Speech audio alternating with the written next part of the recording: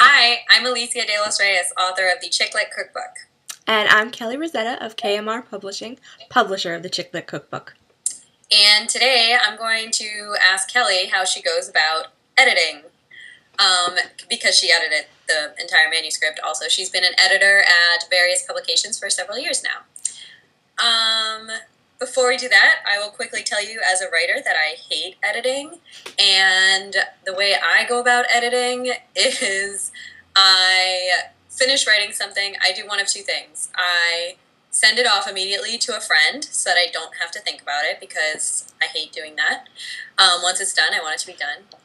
The other thing I do is I just close it and read it in the morning maybe. But the problem is that doesn't usually do much. Usually I'm like, this is perfect. I don't need to change anything. So that's why I get my friends to edit. So Kelly, how do you go about editing as an editor? Well, first thing is you absolutely need to talk. I think it's helpful to talk even before you read the manuscript. But you absolutely need to talk to the author and try and figure out what her goals are, where she wants the manuscript to go, who she's trying to reach with that particular project, and then once you have a sense of that, you'll kind of at least have an approach to the text. Next thing, pour yourself a glass of wine, sit down, and just read the whole manuscript through once. I always keep a pen in my hand in case, because I'm always afraid that if I have an idea, I'm going to forget it later. But for the most part, you're not concerned with anything. You're just trying to absorb it and get a sense of what this animal is that you're dealing with. Then you go back through and you just sort of look for things that don't make sense given the goal. Anything that takes you out of the text, anything that stops you as a reader and you start to think, oh, why is that in here? Or that sounds like it's part of a different story. That's like a big thematic problem.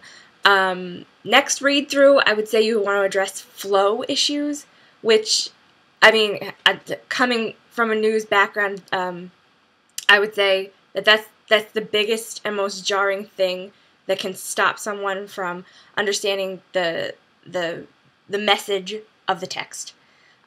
So do sentences make sense?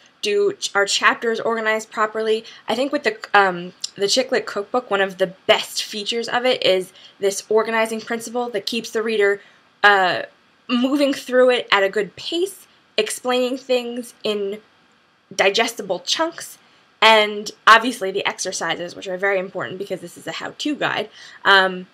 Things that keep the process moving along properly for the author. And just want to interject that the organizing principle was actually your idea. To have an organizing principle was your idea. So that was, I think, like a great way that the editing really helped the manuscript, because it was already in kind of this format, but it didn't quite make sense without having an organizing principle running through. So anyway, that's why I came up with the cupcake thing.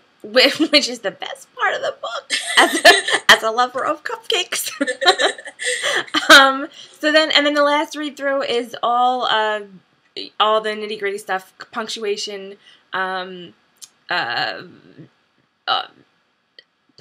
spelling, all that good stuff.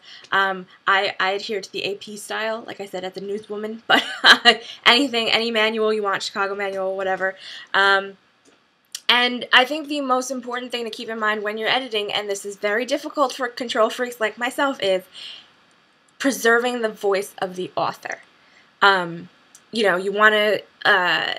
You definitely want to, like, I know a lot of times in our editing of the cookbook, I would say to you, like, oh, you use that word too many times, you should really think of a synonym.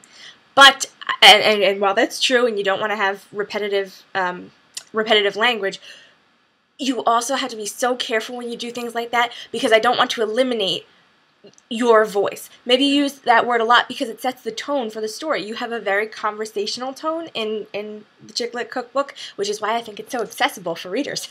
But you definitely want to make sure that you keep in mind at all times, this is not my story, and this is not my text. And like you said, at the end of the day, your name, the author's name, goes on this. So you have to keep that in mind as you move along. Well, like I said before on our last video discussion about this, it was a pleasure working with you. Oh, so, back at you. Bravo. Well, thanks for watching, and if you guys want to read the Chick Lit Cookbook or talk more about writing or editing, you can visit us at chicklitcookbook.tumblr.com. Thanks.